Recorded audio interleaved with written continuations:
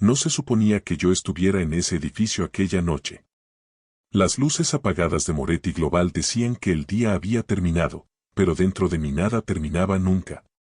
Conduje hasta el estacionamiento solo para no volver al departamento vacío donde todo me recordaba a Elena. Eran casi las 10:30 y, mientras miraba las ventanas oscuras, sentí que estaba a punto de hacer algo que cambiaría mi vida.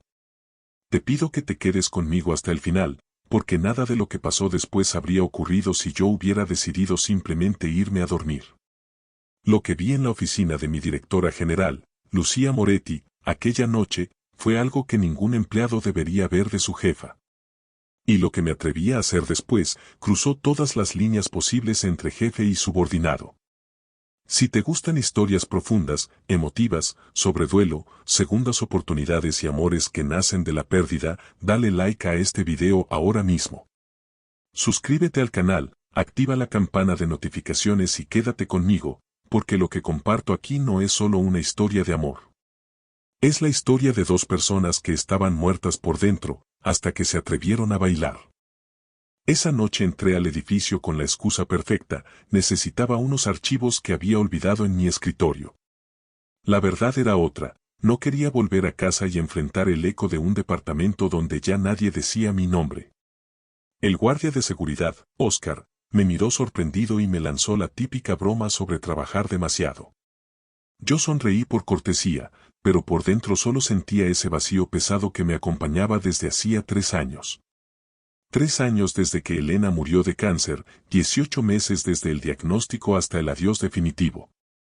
En la empresa, muchos pensaban que ella me había dejado, nunca me molesté en corregirlos. Era más fácil dejar que imaginaran un divorcio que explicar cómo se ve la mirada de alguien que sabe que va a morir.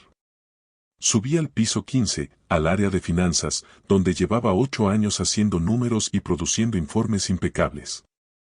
Tenía un buen sueldo, una rutina estable y un dolor que nadie veía. Y esa noche, creí que lo único distinto sería el silencio del piso vacío. Mientras caminaba hacia mi escritorio, sentí el peso de mis propios hábitos de huida. Yo era el tipo de hombre que llenaba las horas para no pensar. Me ofrecía como voluntario en el refugio de animales los martes para no estar solo en el sofá.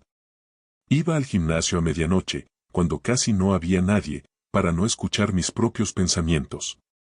A veces conducía por la ciudad sin rumbo hasta que el sueño me obligaba a regresar. Mis padres decían que debía rehacer mi vida, que ya era tiempo. Mis amigos, los pocos que quedaban, evitaban hablar de Elena. Yo sonreía, cambiaba de tema y hacía chistes sobre el trabajo. Pero por dentro, cada día se sentía igual al día en que el médico me dijo que ya no había nada que hacer. Y esa noche, sin saberlo, estaba a punto de encontrar a alguien que entendía exactamente ese tipo de vacío. Lucía Moretti era una leyenda dentro de la empresa. Había construido Moretti Global desde cero y la había convertido en una de las firmas más respetadas de la ciudad. Inteligente, fría, elegante, siempre con sus trajes perfectos y su agenda apretada. En 8 años allí, creo que habíamos hablado directamente unas 5 veces. Ella pertenecía a otro mundo, reuniones con inversionistas, viajes, decisiones millonarias. Para mí, era solo una figura distante cuya firma aparecía al final de reportes estratégicos. Por eso, cuando las luces del piso no se encendieron con el sensor de movimiento, supuse que estaba completamente solo.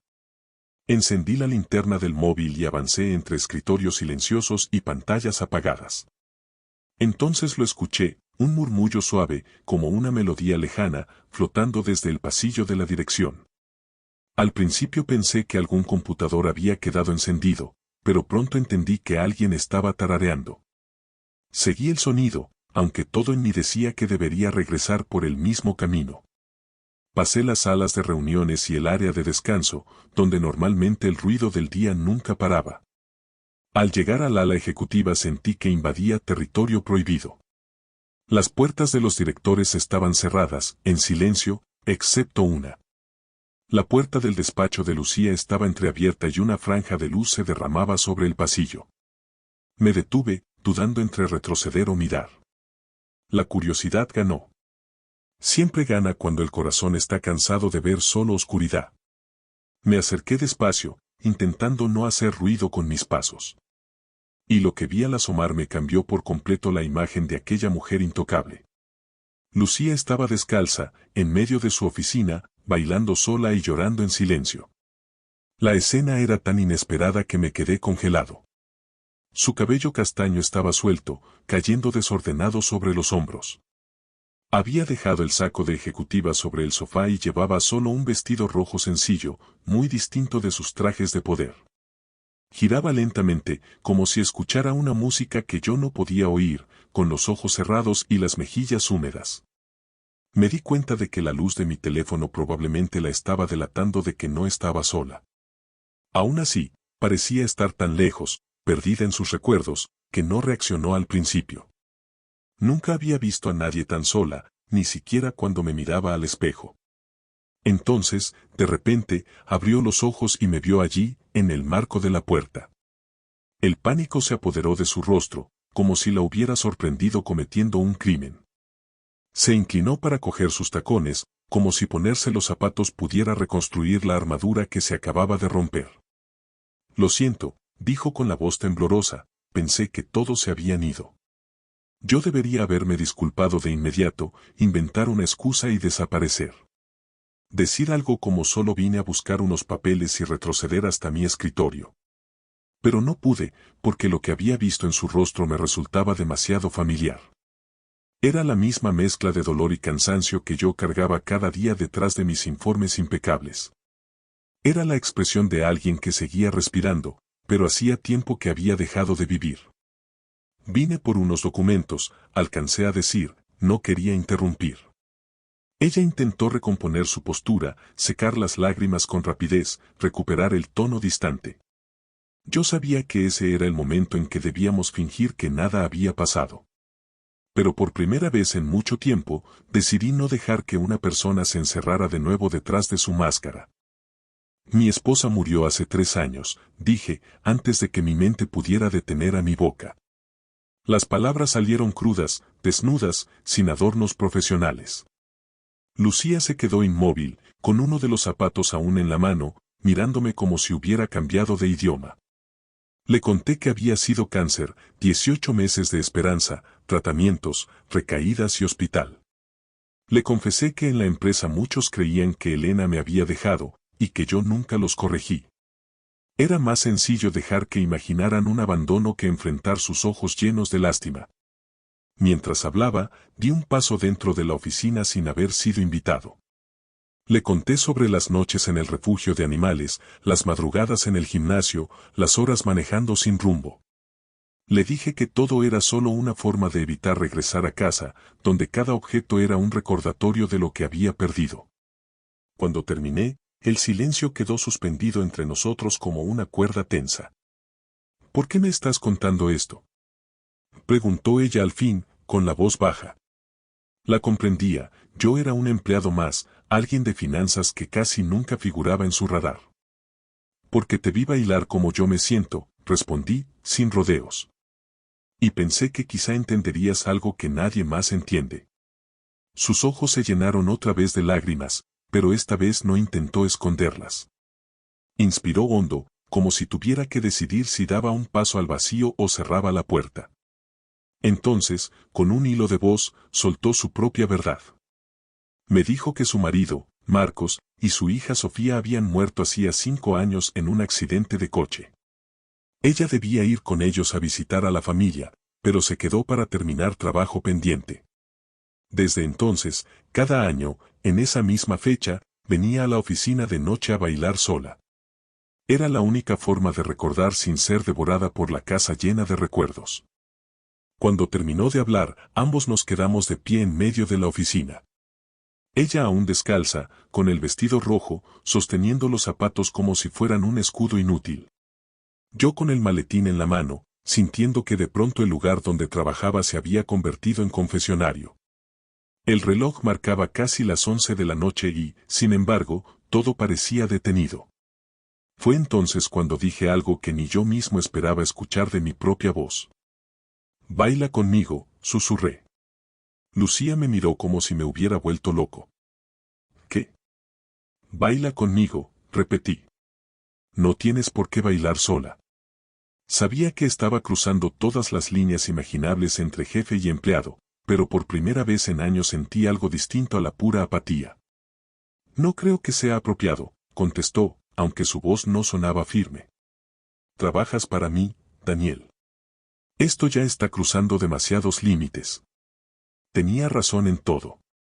Si alguien nos viera, no habría explicación posible. Podría arruinar mi carrera, ponerla a ella en el centro de chismes y cuestionamientos. Podría convertir los próximos años en un infierno de rumores y miradas acusadoras. Pero el miedo a seguir viviendo como un muerto me parecía peor que cualquier consecuencia profesional. Lo sé, admití, pero dime la verdad, ¿cuándo fue la última vez que bailaste con otra persona? Ella bajó la mirada y sus hombros se hundieron apenas. 5 años, murmuró. Desde que ellos murieron. Extendí mi mano hacia ella, sintiendo el corazón golpearme en el pecho. Lucía miró mi mano como si fuera una puerta que no estaba segura de querer abrir. Podía ver la batalla en sus ojos, la aseo firme contra la mujer que solo quería dejar de estar sola una noche. Por fin, con un gesto casi imperceptible, dejó los zapatos en el suelo y tomó mi mano. Su piel estaba fría y ligeramente temblorosa. La guié hacia el centro de la oficina, apartando una silla con el pie.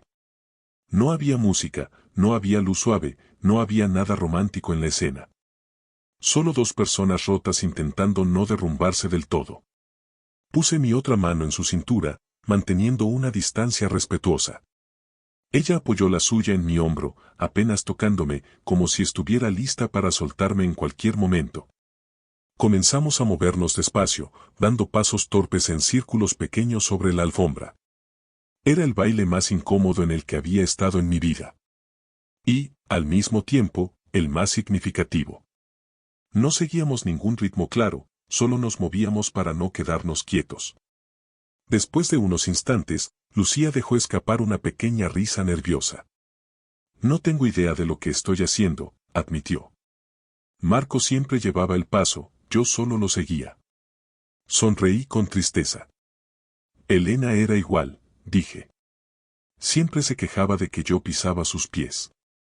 Por primera vez esa noche, vi cómo la sombra de una sonrisa cruzaba el rostro de Lucía. Marcos decía que bailar era como la vida, susurró. Que había que confiar en la pareja y estar dispuestos a arriesgarse. Elena decía algo parecido, pero con menos poesía, respondí, y por un instante sentí que los muertos estaban allí, observándonos sin juicio. Al día siguiente, pensé que todo lo ocurrido quedaría en la categoría de nunca más se menciona. Pero al final de la jornada, mientras me preparaba para salir, recibí un correo breve de parte de Lucía. Solo decía, ¿te gustaría venir mañana a comer a mi casa? Cocinaré demasiado para una sola persona. Me quedé mirando la pantalla varios segundos, con el corazón acelerado. Sabía que aceptar complicaría las cosas, pero sabía también que rechazar significaba volver al mismo vacío de siempre. Respondí que sí, casi sin pensarlo. Al día siguiente, me encontré frente a su puerta con una caja de pastelería en las manos y 3 camisas descartadas en el sofá de mi departamento. Cuando abrió, no llevaba traje, sino un suéter sencillo y unos pantalones cómodos. Lucía parecía más joven, menos blindada. Y la casa, aunque hermosa, se sentía demasiado grande para una sola persona. El comedor estaba preparado como si esperara a una familia entera. La mesa puesta con cuidado, una comida completa lista para ser servida. No tenías que hacer tanto, le dije, genuinamente tocado por el esfuerzo. Quería hacerlo, respondió. Hace años que no cocino así. Necesitaba una razón. Nos sentamos, y al principio todo fue torpe, pequeñas conversaciones de trabajo, comentarios neutros sobre la ciudad. Pero poco a poco, las barreras empezaron a caer. Ella me pidió que le hablara de Elena, de cómo era antes de enfermar. Le conté que tenía un humor tranquilo y una risa que siempre llegaba tarde, pero llegaba. Le hablé de sus alumnos de 3er grado, de cómo los trataba como si fueran propios. Lucía escuchó en silencio, con una atención que nadie más me había ofrecido en años. Cuando terminé, ella suspiró y bajó la mirada. Marcos era arquitecto, dijo. Le encantaba enseñarme sus planos y explicarme cómo los edificios podían hacer que la gente se sintiera diferente. Sus ojos se volvieron más suaves al hablar de Sofía. Sofía era pura energía. Quería ser bailarina. Llenaba la casa de música y de risas. Mientras hablaba, miraba a su alrededor, como si esperara que en cualquier momento Sofía entrara corriendo por la puerta. La casa, sin embargo, seguía silenciosa, con ese silencio pesado que solo conocen quienes han perdido demasiado. La tarde se estiró sin que nos diéramos cuenta. Pasamos del comedor al salón, donde Lucía encendió la chimenea y dejó las luces en una penumbra cálida. Por primera vez en 3 años, sentí que estaba en una casa y no en un mausoleo de recuerdos. Con el paso de las semanas, lo que había empezado como una noche extraña se convirtió en una rutina inesperada. Nos encontrábamos algunas mañanas en una cafetería antes de ir a la oficina. Llegábamos por separado, pero casi siempre salíamos juntos, hablando de proyectos y también de cosas que no tenían nada que ver con trabajo. Los fines de semana, a veces caminábamos por la ciudad sin plan fijo. Lucía me mostró una pequeña librería donde solía llevar a Sofía los sábados. Yo la llevé al parque donde Elena y yo paseábamos y donde había esparcido parte de sus cenizas. Esos lugares, que antes eran solo dolor, poco a poco se transformaron en espacios compartidos. Momentos que parecían sagrados, porque estábamos permitiendo que otra persona entrara en los rincones más protegidos del corazón. Sin embargo, no todo era sencillo. La culpa se coló en la relación como una sombra silenciosa. Lucía confesó que a veces se sentía como si estuviera traicionando la memoria de Marcos y Sofía cuando reía conmigo. Yo entendía demasiado bien ese sentimiento. También me sorprendía a mí mismo sonriendo y pensaba, ¿esto está bien? ¿Tengo derecho? Ambos habíamos escuchado durante años la frase ellos querrían que fueras feliz. Pero creerla era otra historia. Una cosa es repetirla en voz alta, otra, permitirle entrar en el corazón y mover las piezas del duelo. Seguíamos caminando juntos, compartiendo historias, recuerdos, pequeños momentos de felicidad. Y al mismo tiempo, ambos luchábamos contra la sensación de que estábamos pisando terreno prohibido.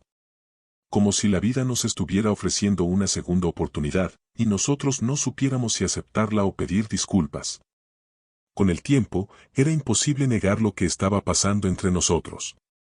Una noche especialmente dura, en el aniversario del accidente de Marcos y Sofía, Lucía me pidió que me quedara con ella.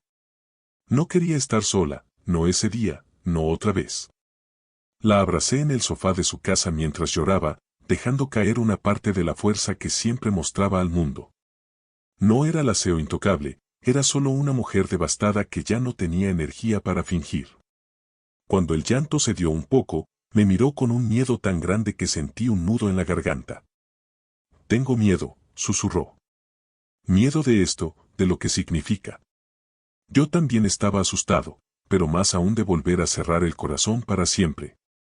Me estoy enamorando de ti, Lucía, confesé. Las palabras flotaron entre nosotros, pesadas y liberadoras al mismo tiempo. Ella se quedó pálida, con los ojos muy abiertos, como si no supiera si abrazar esa verdad o huir de ella. Pero al final, sus ojos se llenaron de lágrimas nuevas. Yo también, admitió. Y eso me aterra, Daniel. ¿Y si te pierdo? ¿Y si vuelvo a pasar por lo mismo? Conocía demasiado bien ese terror. Después de Elena, yo mismo me había prometido no volver a dejar entrar a nadie tan cerca. Pero estar allí, con Lucía entre mis brazos, me hizo ver que esconderme del amor era una forma distinta de morir. Nadie sabe qué va a pasar mañana, le dije suavemente, pero prefiero arriesgarme a vivir algo real contigo que pasar el resto de mi vida preguntándome qué habría pasado si no me hubiera atrevido. Ella me besó, al principio con timidez, luego con una intensidad que llevaba años guardada. En los meses siguientes, decidimos dejar de ocultar que estábamos juntos, manteniendo siempre la profesionalidad en la oficina. Los rumores en los pasillos comenzaron casi de inmediato. Pero por primera vez, ninguno de los dos estaba dispuesto a renunciar a la posibilidad de ser feliz solo para complacer a los demás. La relación trajo consecuencias, por supuesto. Algunos empleados nos miraban con curiosidad, otros con una mezcla de crítica y envidia. El consejo directivo empezó a observar cada movimiento de Lucía con lupa. Un día, su asistente, Carla, me advirtió en voz baja que algunos miembros de la junta murmuraban sobre conflictos de interés. Poco después, Lucía tuvo una reunión tensa con el consejo. Ella les mostró los resultados, las ganancias récord del último año, las decisiones bien fundamentadas, los datos que respaldaban su gestión. Cuando le contaron que temían que su vida personal afectara a la empresa, ella les lanzó una advertencia clara. Les dijo que su vida privada no estaba en discusión y que, si no confiaban en su liderazgo, podían buscar otra directora general. Aquella noche me lo contó, aún con la adrenalina en la sangre. Pero la presión no venía solo de dentro de la empresa. Rodrigo, un antiguo socio que había vendido sus acciones hacía años, reapareció de repente.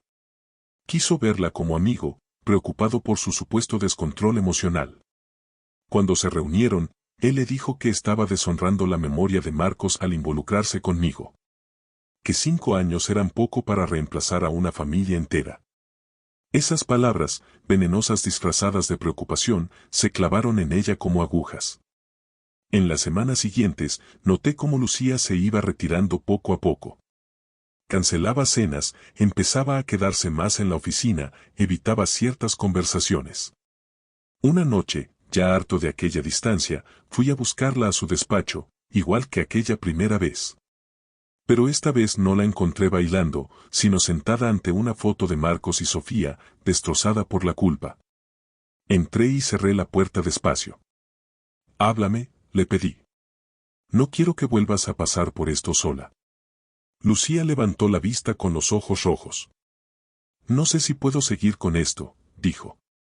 «Cada vez que me siento feliz contigo, escucho la voz de Rodrigo acusándome de traicionarlos». Sabía que si no hablábamos con total honestidad, la perdería. Así que le conté algo que nunca le había contado a nadie. Le hablé de la última conversación que tuve con Elena, cuando los médicos ya habían dicho que no había vuelta atrás. Le conté cómo ella me hizo prometer que no dejaría de vivir cuando ella se fuera. Que no permitiría que todo el amor que yo tenía para dar muriera junto con ella. Compartir esos detalles fue como arrancarme una parte del pecho. Le conté cómo, en su cama de hospital, Elena me tomó de la mano con la poca fuerza que le quedaba. Me obligó a mirarla a los ojos mientras me decía que no soportaría la idea de que yo pasara el resto de mi vida solo. Me pidió que, cuando el dolor se calmara un poco, me permitiera amar de nuevo. Le confesé a Lucía que rompí esa promesa durante 3 años. Que me hundí en una existencia gris, y que fue ella, bailando sola en esa oficina, quien me hizo sentir otra cosa por primera vez. Lucía escuchaba en silencio, con lágrimas cayendo sin que se molestara en secarlas. Tu marido te amaba, le dije. Tu hija te amaba. El amor verdadero no exige que te condenes para siempre por sobrevivir. Te empuja a seguir viviendo, aunque duela. Ella se quedó pensativa, con la foto de su familia entre las manos. Me habló de Marcos, de su manera de hacerla reír con chistes malos, de cómo la animaba cada vez que dudaba de sí misma. Me contó que Sofía dejaba los juguetes tirados por toda la casa y que ella se enojaba, pero ahora daría lo que fuera por tropezarse con uno de ellos otra vez. Me confesó que, después del accidente, solía hablar con ellos en la oscuridad de la casa. Que se sentaba en la habitación de Sofía como si estuviera esperándola de la escuela. Y que a veces le pedía consejo a Marcos frente al armario vacío donde descansaban sus trajes. La gente diría que estoy loca, susurró, pero era la única forma de soportarlo. Negué con la cabeza. No estás loca, respondí. Solo estás intentando seguir viva cuando todo dentro de ti quiere rendirse. Fue entonces cuando tomó una decisión. Frente a mí, levantó el teléfono y llamó a Rodrigo. Con voz firme, le agradeció su preocupación, pero le dejó claro que ya no aceptaría sus juicios como sentencias. Le dijo que el único juicio que importaba era el suyo y el de su familia, la que había tenido y la que estaba tratando de construir ahora. Le pidió que, si de verdad la apreciaba, dejara de hacerla sentir culpable por atreverse a respirar un poco más ligero. Cuando colgó, sus manos temblaban, pero en sus ojos había algo nuevo, determinación. No voy a seguir pidiendo permiso para estar viva, dijo. Y en ese momento supe que no estábamos solo salvando nuestra relación. Estábamos salvando una parte de nosotros mismos que habíamos enterrado junto con nuestros muertos. Esa noche no terminamos en la oficina. Lucía me pidió que la acompañara a su casa. Durante el trayecto en coche, casi no hablamos, pero el silencio ya no era un enemigo, sino un espacio donde los pensamientos podían acomodarse. Al llegar, me llevó a una habitación a la que nunca antes me había dejado entrar. Era el cuarto de Sofía, intacto, detenido en el tiempo desde hacía 5 años. Las paredes pintadas de lila, las estrellas pegadas en el techo, los peluches alineados con un orden imposible para una niña viva. Los cuadernos de dibujo seguían en el pequeño escritorio, como si en cualquier momento ella fuera a sentarse allí. Aquella habitación no era solo un recuerdo, era un altar. Un lugar donde el tiempo se había negado a avanzar. No he cambiado nada, dijo Lucía, con la voz quebrada. Tenía miedo de que si tocaba algo, la perdería por segunda vez. Se acercó a la cama y acarició uno de los peluches. Pero creo que ya no quiero que este cuarto sea un museo del dolor, continuó.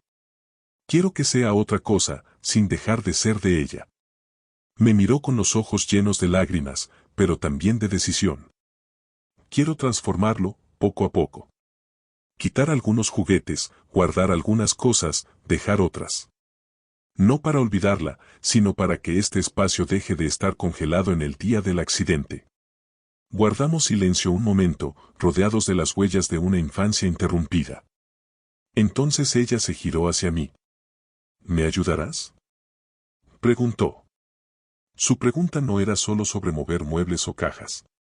Era una invitación a construir un futuro en una casa que había sido demasiadas veces un mausoleo. Asentí sin dudarlo. Claro que sí, respondí. Sofía siempre va a ser parte de ti. No se trata de sustituirla, se trata de dejar que tu vida tenga más capítulos. A partir de ahí, nos pusimos de acuerdo en algo importante. No íbamos a esconder el pasado, ni a fingir que aquellos que habíamos amado nunca habían existido. Íbamos a honrarlos viviendo de una forma que a ellos les hubiera hecho sonreír. Aceptando que el duelo no desaparece, pero cambia de peso cuando se comparte. Y entendiendo que es posible sostener la tristeza en una mano y la alegría en la otra, sin que una anule a la otra. Mientras salíamos del cuarto, Lucía apretó mi mano y susurró. Tal vez por fin estoy lista para dejar de bailar sola. Desde aquella noche en la oficina hasta el día en que entramos juntos en la habitación de Sofía, pasaron meses de dudas, culpa y pequeños milagros. Lucía siguió dirigiendo la empresa con la misma firmeza de siempre, pero ya no escondía que, fuera del horario laboral, tenía derecho a ser humana. Yo seguí siendo el de finanzas, pero con una verdad nueva en el pecho, ya no era solo el hombre que había perdido a su esposa. Éramos dos personas que se habían encontrado en el punto más oscuro de su vida y habían decidido no soltarse. El duelo no desapareció, nunca lo hace, pero empezó a coexistir con algo que creíamos perdido para siempre, la esperanza. A veces todavía bailamos en la oficina, tarde por la noche, con la puerta cerrada y sin música. No como aquel primer baile torpe, sino como una forma de decirle al mundo que seguimos aquí, un poco rotos, pero vivos. Si llegaste hasta este punto de la historia, cuéntame en los comentarios qué parte te tocó más el corazón. Escribe si alguna vez sentiste culpa por seguir adelante o si tuviste que aprender a vivir con una ausencia. No olvides suscribirte al canal, dejar tu like y compartir este video con alguien que necesite escuchar que no está solo. Porque a veces, todo lo que hace falta para empezar a sanar es encontrar a alguien dispuesto a bailar contigo en medio del dolor.